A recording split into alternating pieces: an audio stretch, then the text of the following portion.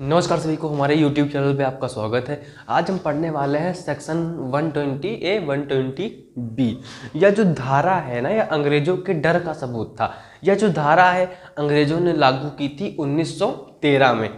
क्यों लागू की थी? क्योंकि हमारे वहाँ भगत सिंह जैसे लोग थे, बिल्कुल खतरनाक, जो देश की आज़ादी के लिए कुछ भी करना चाहते थे, कुछ भी कर दिखाना चाहते थे, बहुत जज्बाती वो लोग थे, है ना।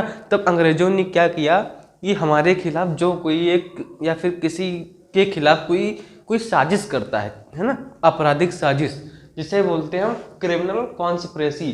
कोई व्यक्ति क्रिमिनल कॉन्स्पिरेसी करता है तो उस पर सेक्शन 20A और सेक्शन 20B के तहत FIR दर्ज हो जाएगी। सिर्फ कॉन्स्पिरेसी ही मात्र, सिर्फ सलाह मात्र, षड्यंत्र मात्र ही, एक्ट किया हो या ना किया हो, है ना। क्योंकि एक्ट करने के लिए हमारी जो धारा थी क्रिमिनल कॉन्स्पिरेसी की 107, 108 और आपराधिक धारा जिस पर सेक्शन रजिस्टर्ड थे वो 115 थी।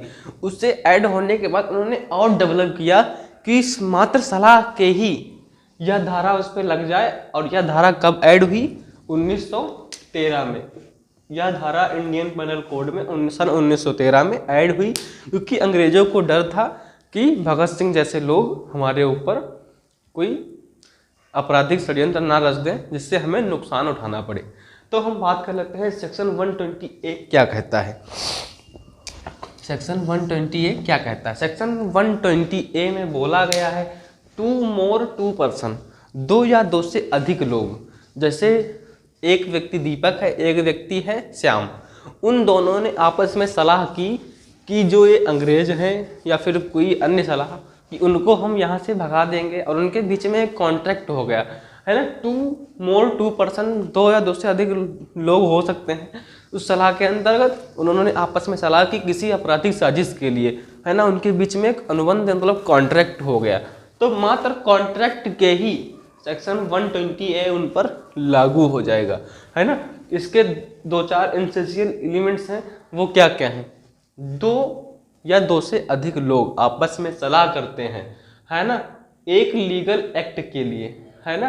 क्या? एक लीगल एक्ट के लिए या अनलीगल एक्ट, है ना। 2 या 2 से अधिक लोग आपस में सलाह करते हैं ऑन अनलीगल एक्ट। एक लीगल एक्ट, अनलीगल एक्ट करने के लिए, कोई गैर कानूनी काम करने के लिए 2 लोग आपस में कॉन्ट्रैक्ट कर लेते हैं। या फिर तीसरा ऑप्शन ये हो जाएगा कि लीगल एक्ट, है ना, सही रास्ता, मतलब कोई सही एक्ट करने वाले हैं बट बाय इनलीगल मीन्स, कोई सही काम करने वाले हैं लेकिन गलत रास्तों से। ये 3 चीज़ें अंग्रेजों ने ऐड कर दी।